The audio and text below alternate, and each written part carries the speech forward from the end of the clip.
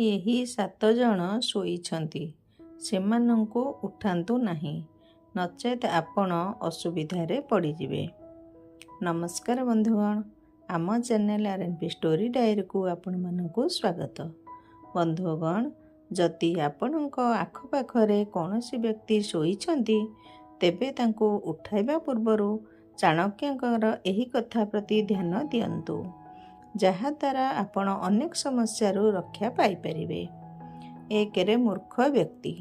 ଯଦି ଜଣେ ମୂର୍ଖ ବ୍ୟକ୍ତି କିମ୍ବା କେତେକ ମୂର୍ଖ ବ୍ୟକ୍ତି ଶୋଇଥାନ୍ତି, ତେବେ ସେମାନଙ୍କୁ ଶୋଇବାକୁ ଦିଅନ୍ତୁ, ଉଠାଇବାକୁ ଚେଷ୍ଟା କରନ୍ତୁ ନାହିଁ। ଜଣେ ବୁଦ୍ଧିହୀନ ବ୍ୟକ୍ତି ବେକାର କଥାରେ ଆପଣଙ୍କ ସମୟ ନଷ୍ଟ କରିଥାଏ ଏବଂ ବେଳେବେଳେ ସେମାନେ ବିଚାର ନକରି ଏପରି କାର୍ଯ୍ୟ କରିଦିଅନ୍ତି ଯାହା ଆପଣଙ୍କୁ କୌଣସି ଅସୁବିଧାର ସମ୍ମୁଖୀନ ହେବାକୁ ପଡ଼ିପାରେ। ତେଣୁ ସେମାନଙ୍କୁ ଉଠାଇବା ଉଚିତ ନୁହେଁ। 2. ହେଲା ସାପ।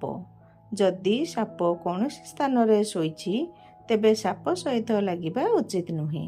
ସମସ୍ତେ ଜାଣନ୍ତି, ସାପ ସହିତ ଲାଗିଲେ ମୃତ୍ୟୁ ସଙ୍କଟ ଉତ୍ପନ୍ନ ହୋଇଥାଏ। ତେଣୁ ଶୋଇଥିବା ସାପ ସହିତ ନ ଲାଗି ସେଠାରୁ ଚାଲିଯିବା ଉଚିତ। 3. ରାଜା କିମ୍ବା ମାଲିକ।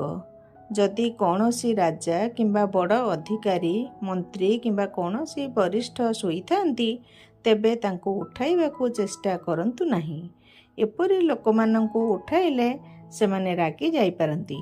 ପୁରାତନ ଯୁଗରେ ରାଜାଙ୍କୁ କୌଣସି କାରଣରେ ଉଠାଇବା ଭୟଙ୍କର ଅପରାଧ ବୋଲି ବିବେଚନା କରାଯାଉଥିଲା। ଏହି ଅପରାଧର ଦଣ୍ଡ ବହୁତ ଭୟଙ୍କର ହେଉଥିଲା। 4. ସିଂହ। ଯଦି କୌଣସି ସ୍ଥାନରେ ଶୋଇଥିବା ସିଂହ ଦେଖାଯାଏ, ତେବେ ସିଂହକୁ ଉଠାଇବାକୁ ଚେଷ୍ଟା କରନ୍ତୁ ନାହିଁ। ସିଂହ ମନୁଷ୍ୟକୁ ଦେଖିବା ମାତ୍ରେ ତା ଉପରକୁ ଆକ୍ରମଣ କରିଥାଏ। ତେଣୁ ଶୋଇଥିବା ସିଂହକୁ ନ ଉଠାଇ ସେଠାରୁ ଚାଲିଯିବା ଉଚିତ। 5. ଛୋଟ ପିଲା। ଯଦି କୌଣସି ଛୋଟ ପିଲା ଶୋଇଥାଏ, ତେବେ ତାକୁ ଉଠାଇବାକୁ ଚେଷ୍ଟା କରନ୍ତୁ ନାହିଁ।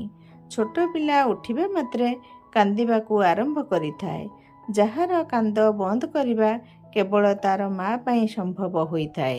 ଅନ୍ୟ କୌଣସି ବ୍ୟକ୍ତି କାନ୍ଦୁଥିବା ପିଲାକୁ ସହଜରେ ଶାନ୍ତ କରିପାରିବେ ନାହିଁ। ଛୋଟ ପିଲାମାନଙ୍କ ପାଇଁ ଶୋଇବା ବହୁତ ଆବଶ୍ୟକ ହୋଇଥାଏ, ତେଣୁ ତାଙ୍କର ସ୍ୱାସ୍ଥ୍ୟକୁ ଦୃଷ୍ଟିରେ ରଖି ତାଙ୍କୁ ଉଠାଇବା ଉଚିତ ନୁହେଁ। 6. କୁକୁର।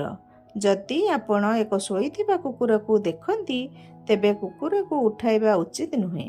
ଯଦି ସେ ଶୋଇଛି, ତେବେ ତାକୁ ଶୋଇବାକୁ ଦିଅନ୍ତୁ, କାରଣ କୁକୁରମାନେ ଅପରିଚିତ ଲୋକଙ୍କୁ ଦେଖି କାମୁଡ଼ିବାକୁ ଚେଷ୍ଟା କରିଥାନ୍ତି। 7. କେତେକ ହିଂସ୍ର ପଶୁ। ଯଦି କୌଣସି ହିଂସ୍ର ପ୍ରାଣୀ କୌଣସି ସ୍ଥାନରେ ଶୋଇଥାଏ, ତେବେ ଏହାକୁ ଉଠାଇବାକୁ ଚେଷ୍ଟା କରିବା ଉଚିତ ନୁହେଁ। ହିଂସ୍ର ପ୍ରାଣୀ ଯେକୌଣସି ସମୟରେ ମଣିଷ ଉପରେ ଆକ୍ରମଣ କରିଥାଏ, ଯାହାକୁ ସମ୍ଭାଳିବା ଅତ୍ୟନ୍ତ କଷ୍ଟକର ହୋଇଥାଏ। ତେଣୁ ଏହିସବୁ ଜୀବଜନ୍ତୁମାନଙ୍କ ଠାରୁ ଦୂରେଇ ରୁହନ୍ତୁ। ପ୍ରିୟ ଶ୍ରୋତା ବନ୍ଧୁ, ଯଦି ଏ ଭିଡ଼ିଓଟି ଆପଣମାନଙ୍କୁ ଭଲ ଲାଗିଲା, ତେବେ ଗୋଟେ ଲାଇକ୍ କରିବା ସହିତ ସାଙ୍ଗସାଥିମାନଙ୍କୁ ସେୟାର କରିଦିଅନ୍ତୁ। ଏହିଭଳି ନୂଆ ନୂଆ ଭିଡ଼ିଓ ଦେଖିବା ପାଇଁ ଆମ ଚ୍ୟାନେଲକୁ ସବସ୍କ୍ରାଇବ୍ କରି ପାଖରେ ଆସୁଥିବା ଘଣ୍ଟି ଚିହ୍ନକୁ ଦବାଇ ଦିଅନ୍ତୁ, ଯାହାଦ୍ୱାରା ଆମର ସବୁ ନୂଆ ଭିଡ଼ିଓର ନୋଟିଫିକେସନ୍ ଆପଣଙ୍କ ପାଖରେ ପହଞ୍ଚି ପାରିବ। ଭିଡ଼ିଓ ଶେଷ ପର୍ଯ୍ୟନ୍ତ ଦେଖିଥିବାରୁ ଆପଣମାନଙ୍କୁ ଧନ୍ୟବାଦ। ଜୟ ଜଗନ୍ନାଥ ସ୍ୱାମୀ। ନମସ୍କାର।